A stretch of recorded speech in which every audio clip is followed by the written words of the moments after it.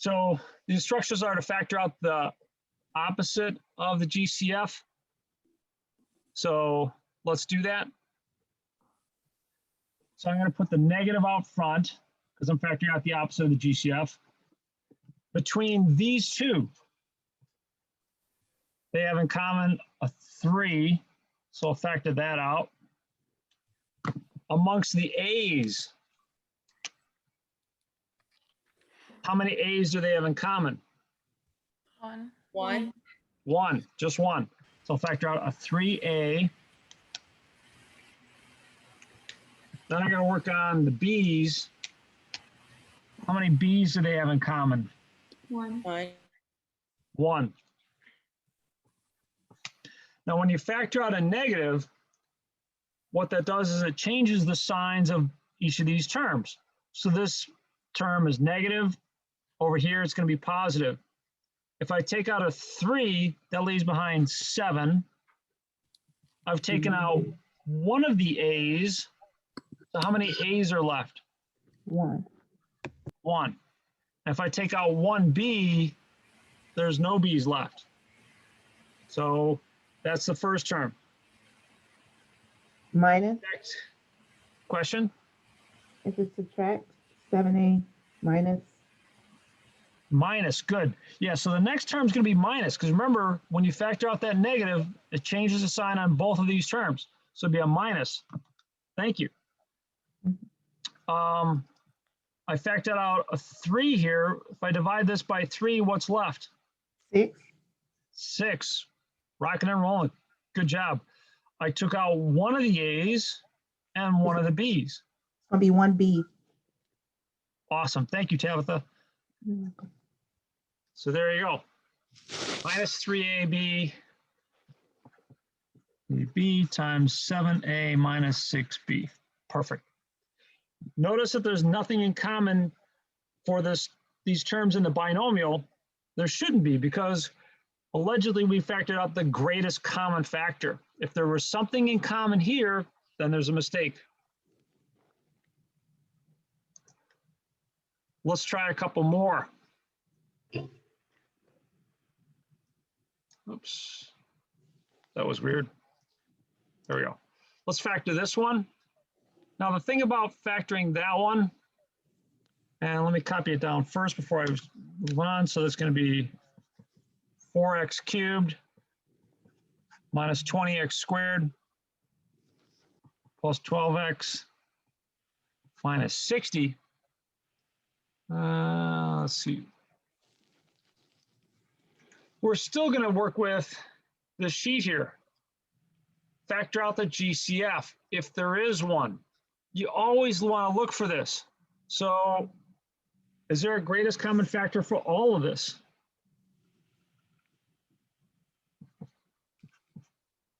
Four. Excellent. You're on a roll here this morning. So yeah, 4 is the greatest common factor for all of this. So if I take out a 4, that leaves behind an x cubed. Divide that by 4, and what's left? Don't make Tabitha do all the work. Thank you. 55. And then take out a 4 here, that leaves behind a 3. 60 divided by 4 is 15. So there we go. Now that 4 stays out in front, but we can continue to work with this. Right. We're just going to factor what's inside the parentheses here, or the brackets. I chose brackets because I'm going to use parentheses next. X squared. I'm Well, sorry. Be the next one. So if you count the number of terms after we factored out the GCF, there's 4 terms. right. So that suggests factor by grouping. Okay. Let me come back over here, and we're going to look at things in pairs. Okay. What can I factor out here? What's common to those terms? X squared. X squared. X squared, which leaves behind x minus 5. And now let's look at these terms. What can I factor out of those? 3 3 plus 3. plus 3. Excellent. Now, I'm glad you said a +3 because there has to be something between these and it's not multiplication, it's a plus. You factored out a +3, so we're in good shape there.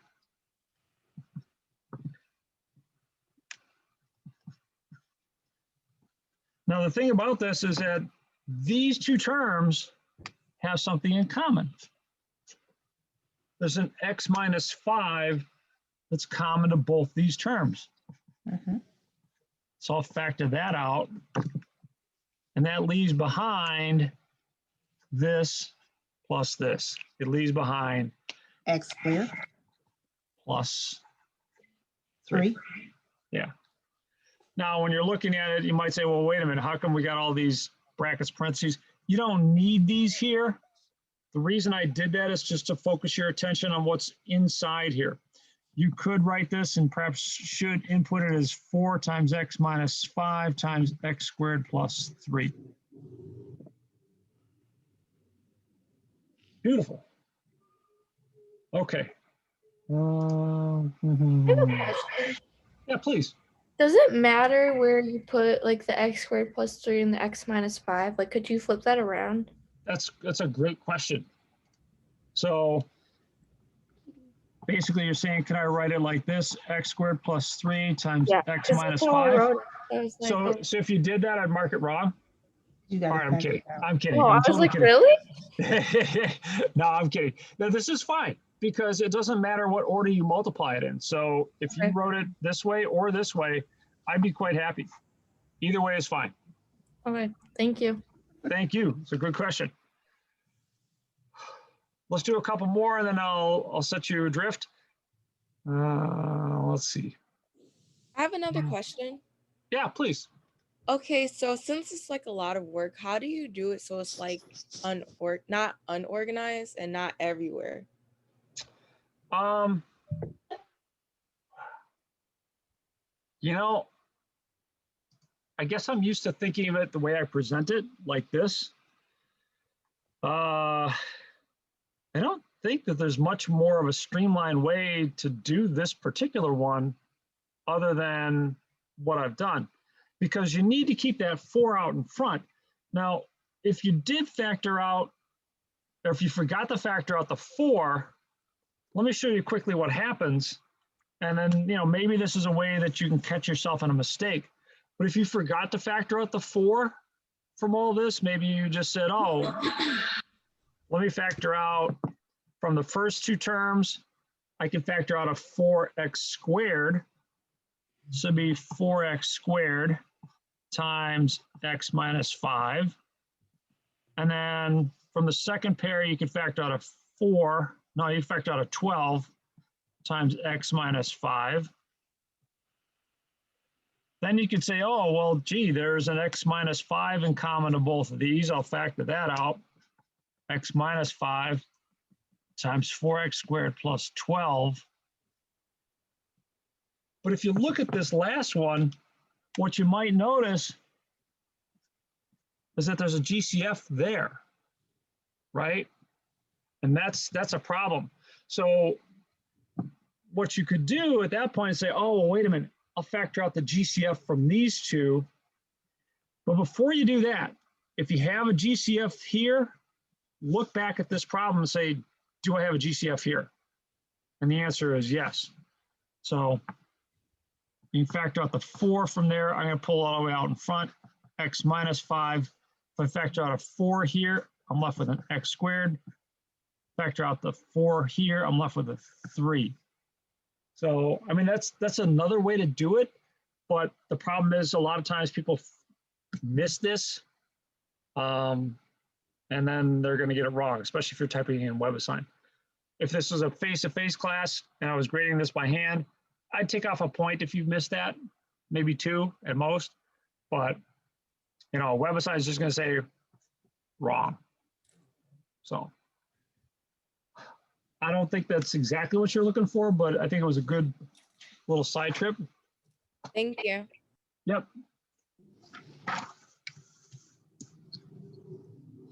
Okay. So a couple more, and then let me get you back into your groups. Let's see. let's do this one here. So 3x squared plus 9xy minus 84y squared. Where should I start? I didn't finish writing down the problem. Oh, okay. GCF. Find the GCF. Thanks, Jessica. Find the GCF. Someone else tell me what the greatest common factor is for this one. 3. 3. 3. Well done. Now, if I take out a 3, that leaves behind x squared plus 3xy minus to be 28. Would be 28? No. Yeah, I guess it would be 28, wouldn't it? It is an Yeah, it is. 28 minus 28y. 28. 28y squared. Good. Now, a lot of people get upset because you've got this extra variable here. It's really not a big deal. You just got to focus on 1. factoring what's in the parenthesis. Now, what's in the parenthesis is a trinomial. There's 3 terms. So that brings us down this branch. In fact, it's the nice case. So you want to try and find 2 numbers that multiply to C and add to B. That's what you're looking for. So let's look back here. I want 2 numbers that multiply to negative 28 and add to positive 3. So let me do this. I know that the first term is going to be an x. And now I need 2 numbers that multiply to negative 28 and add to 3. Wouldn't it be 7 and 4? 7 and 4. Excellent. Don't you need a y at the end though? Yes, I do need a y there. So each of these, whenever you get that extra variable here, you know, the a, b, or the x, y, or something like that, that extra variable just gets tucked in here. So the last thing to figure out is which one's positive, which one's negative. The They larger have to have opposite signs because this is negative. negative. Which one's positive? The larger variable. The larger one. Oh, that's a perfect answer. The larger one, because when you add these, you get something positive. So the larger one has to be positive, and that has to be negative. Do we have to square those? No, it's a great question. And if you check it, you could check it by foiling. X times x is x squared. Uh-huh. X times negative 4y is negative 4xy. 7y times x is plus 7xy. And then Tabitha, maybe you can help me figure out the last one. 7y times negative 4y. 28. 28. And y times y is It's y squared. y squared. Then you have the 3 out in front. If you combine like terms, you'll get this, and then you distribute the 3 and you'll get this. So it checks. Okay, got it. Excellent. Excellent. All right. Let's see. Whoops. I don't think we want this. Where am I? That's college algebra. Calculus.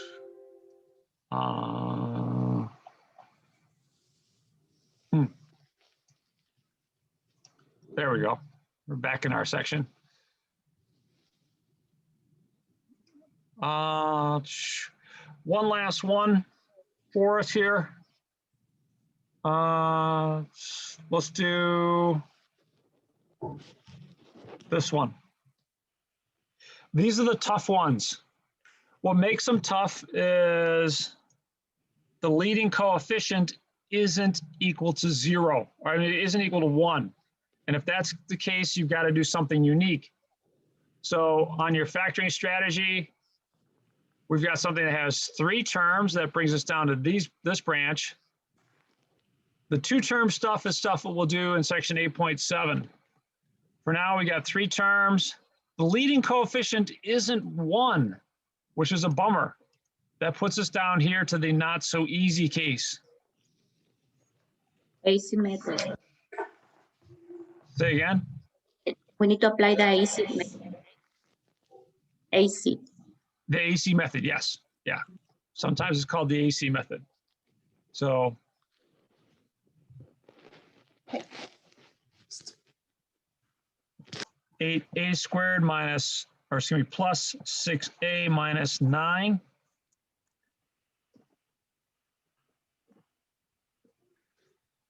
So the trick is to multiply the outside 2 numbers. 8 times negative 9 is negative 72. So that's the first part. Second part, you want to find 2 numbers that multiply to this and add to this. Here and here. So find 2 numbers that multiply. I want to say 12, but I'm nervous. I might be wrong. Well, 12 times what? 12 goes into 72 how many times? Isn't it 6? Yeah. Yeah. I got 6. Now, we are going to have to adjust that a little bit, but you locked down the right numbers to use. Okay, so it's. So we want to find 2 numbers that multiply to negative 72 and add to 6. 12. So that's where all these numbers are coming from. And Tabitha suggested 12. 6 and 12. Now that's pretty close. Negative. Make it negative. Yeah. Yes. Yeah. So which And one's that's negative? the 6. 6? The The 6. 6. Because the larger one has to have this sign. Now, if you get here, then we're in good shape.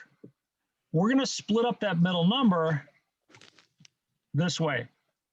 I'm going to write it as minus 6a and plus 12a.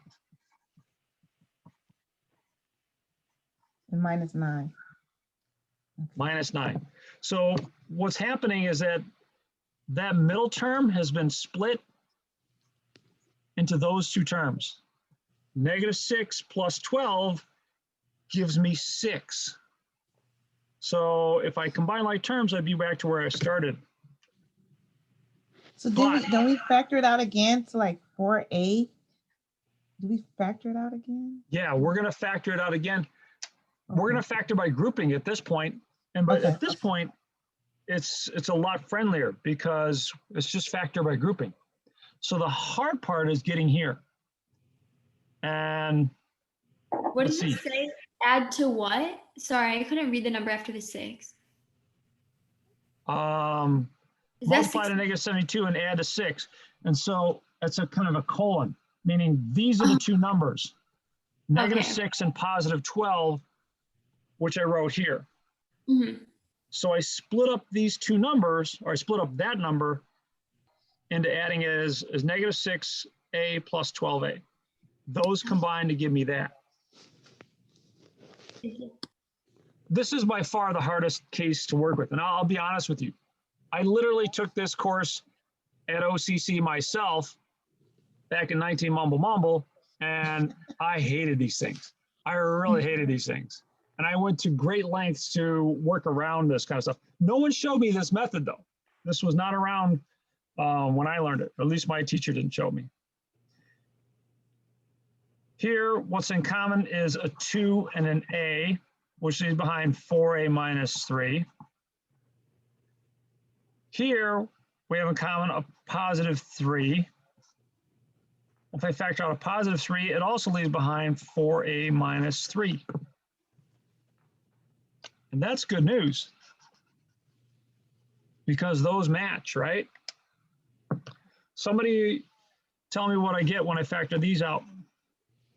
When I 2a. factor out, Minus 3 and 2a plus 3. Yep, 2a minus 3, 2a. beautiful. And that's it.